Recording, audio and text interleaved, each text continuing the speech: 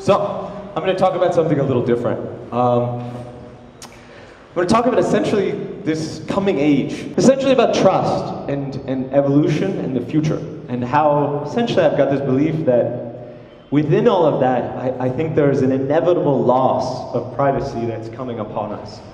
And in some ways, I'm going to try to show you how scary that is and how scary that can be. I'm going to try to show you some of the things that I think we can do in response to this to make some of those scary things not happen. And then finally, I'm going to try to give you some examples where I actually think this end of privacy may be good and may in fact be something that we can go ahead and embrace. So I'm a big believer that if you want to learn about the future, it's not a bad idea to try to study the past. And there was a book that had a huge influence on me. It's arguably my favorite author. It's this guy by the name of Robert Wright. I would highly encourage you to pick it up. And he wrote this book called Non-Zero. And it was subtitled The Logic of Human Destiny, which is a pretty bombastic title.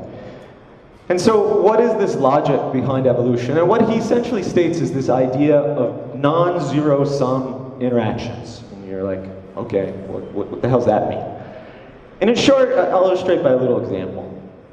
Imagine you are fighting a really big guy, right? And you, in this sense, may be a person, you may be a cell, you may be a city. Now, this is a zero-sum interaction. If I win, he loses. If he wins, I lose, right? His gain is my loss. But what's interesting is, if I can get together 4 of my friends, and we can work together, then the benefits that we share via that cooperation, right, are really a win-win situation. And though we may still have this zero-sum battle that we're going on, within the people on my side, I have a highly non-zero-sum set of relationships. Namely, we're all going to win together, or we're all going to lose together. And so this is a very interesting point, that essentially there's this long history throughout all evolution, whether it be organic chemistry, or how we came into, basically, like single-cellular organisms forming into multicellular organisms, but looking at essentially this cooperation, right? Often motivated by things like war and competition, certainly accelerated by things like trade, that leads to these higher-level structures where cells come together so they can essentially gobble up more resources that are around them, to the creation of larger, more specialized organisms. And then obviously in terms of human and cultural evolution, clearly tribes of people forming into villages so they could protect each other and compete against other nearby villages. Specialization happening within those villages that they begin to form into cities, and then so on and so on. And so, where does this all go, right? And what's really happening here? And the things that I'll point out that I think are interesting along this process is there's lots of these win-win interactions that within this, if I'm going to work with somebody else, I need to trust them. I need to be able to know, hey, are you going to do what you say you're going to do? If I make a contract with you, do I know that you're going to actually stand by that? If I'm going to go into war with you, do I know that you're not going to run off in the middle of the battlefield, right? And essentially this trust seems to have an expanding piece and gets bigger and is required for these larger organizational structures. And that seems to be the flow of where we've gone since, literally the beginning of time to now.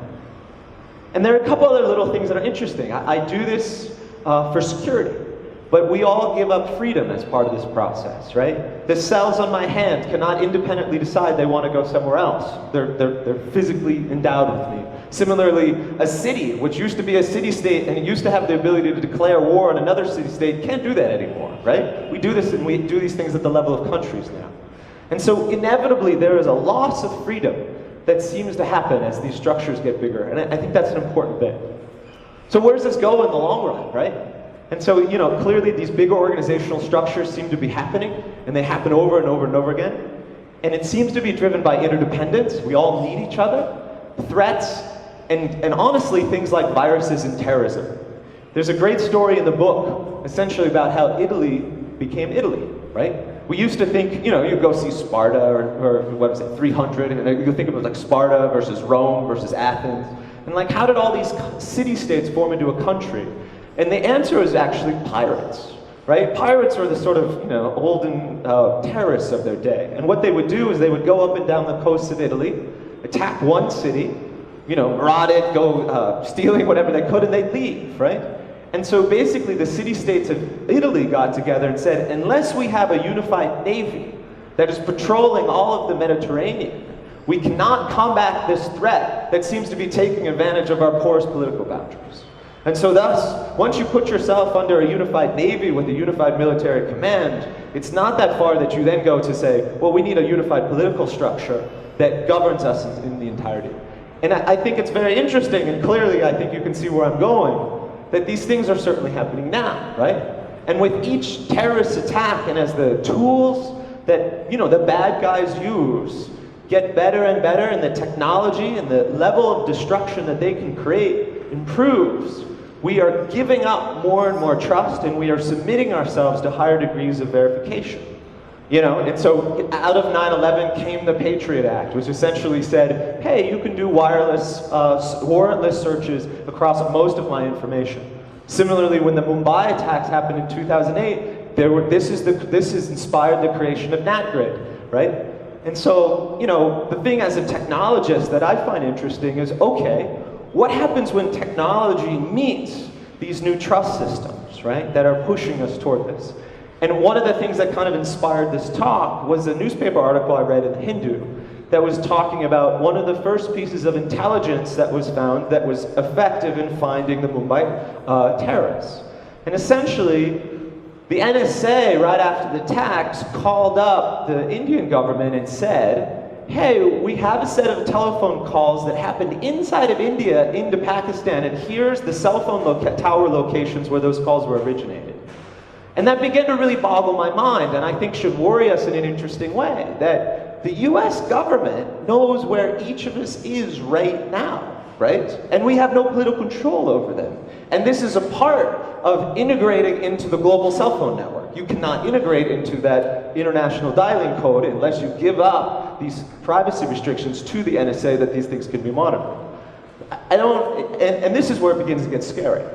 And so this is the world's largest company that does surveillance technology and the data systems around it, right?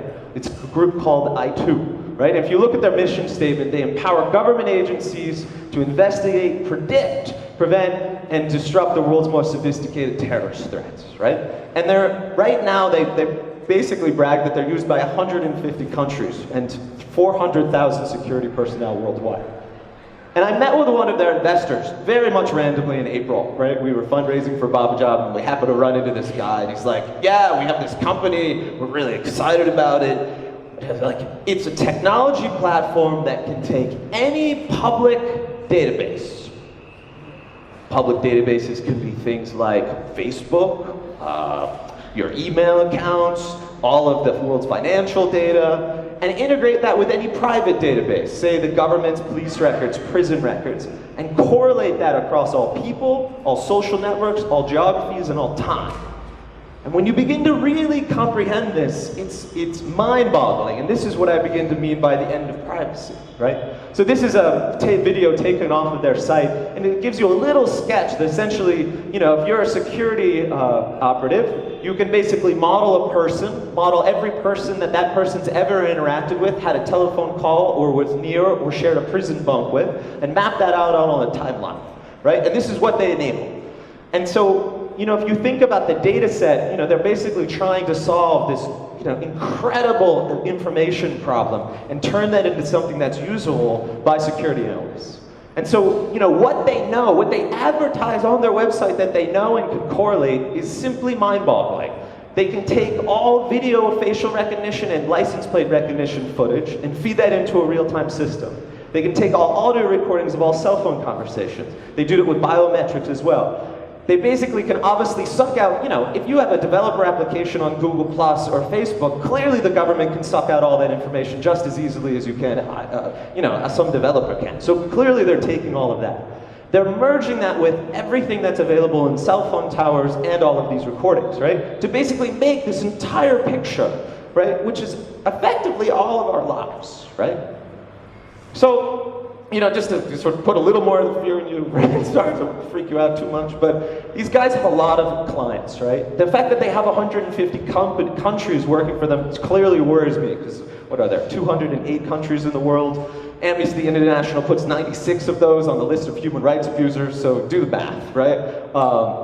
The part that they actually boast about that I think is pretty bombastic as well is they say that their software was used in 90% of all target packages. And I began saying, what the hell is a target package?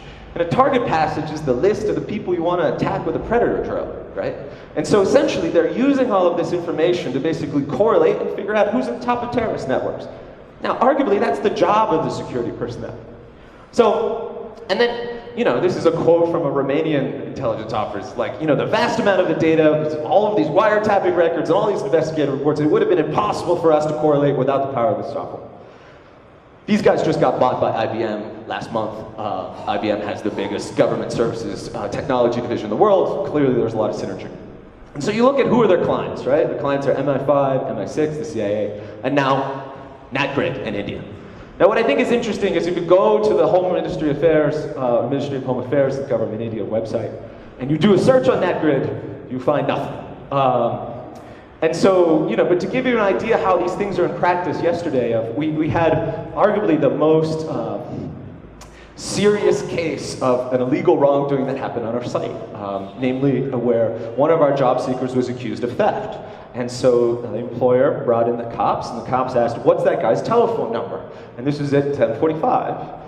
And then he got a call back 10 minutes later, and then basically they said, yeah, the suspect passed Karakoram Circle 15 minutes ago, right? And so for a beat cop without a warrant, right, just basically via one telephone call, he can figure out where anybody is across all of India in real time, right? This is already here.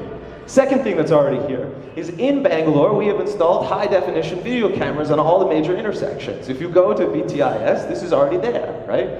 They haven't hooked up the license plate recognition and facial recognition on it yet, but the specs certainly support it, right? And you know, the US basically in April of 2010 said that all license plates can basically be read at random, it's public data, and so there's a whole set of industries that are out there right now that integrate into things like the i2 software that basically do real-time analysis of every single car and every single motorbike that's going by. So if suddenly you need to do a query on a person, you can do it.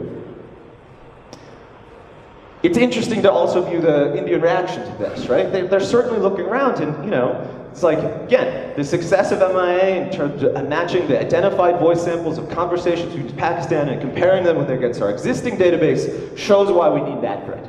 And so let's just make sure this is very clear. It is the government's intention. And again, I don't think this is necessarily a bad thing, but I think we have to accept it, to archive and record every single conversation that we're having at all times, right? So that may later be used in any investigation, right? So clearly you have some fears, right? So one fear that I've got is India, unlike some other states, does not yet have a history of technology-assisted genocide, right? And these laws and these privacy laws in other countries have usually come into play because of large amounts of abuses, right? Germany has the strongest privacy laws in the world. US is okay. We had our own sort of bouts with McCarthyism. But, you know, as we go forward, and then the other piece that we'll talk about here is, you know, there's clearly the intention to bring this down to the local level, right? I don't know if it was necessarily bad that that cop, right, that came into our office knew where that criminal was, right? They were able to arrest him, they were able to basically talk to him, his civil rights were not granted, but basically he couldn't get away with it. And so the part that I keep thinking about is, where does all this end, right?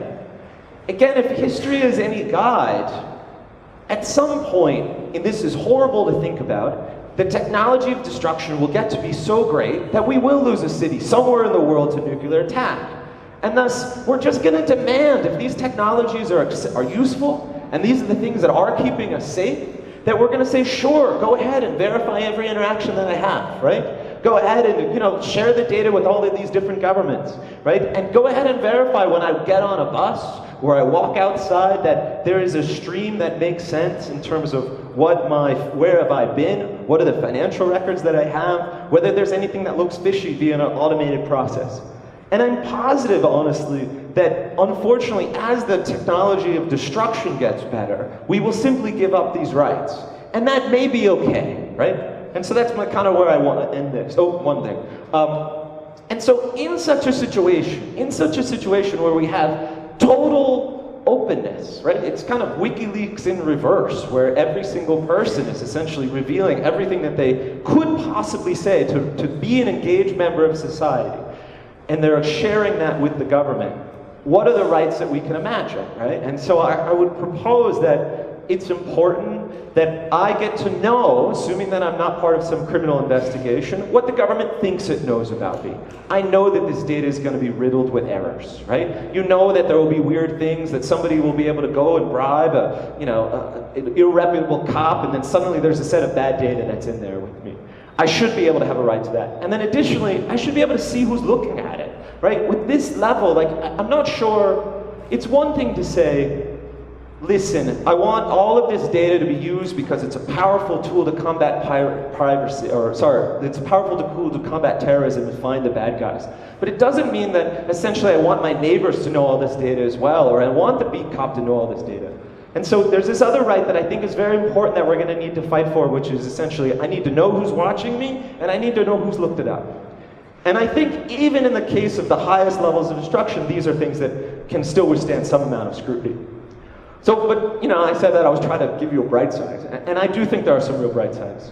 We gave a Nobel Peace Prize, and the Rangdi folks will talk about this today, to the invention of microcredit, which is basically just solving the problem of trust, right? That these guys said, wow, there's these women who they can't take a bet on their future earnings because they have no identity, and his innovation was to say we could pool that risk.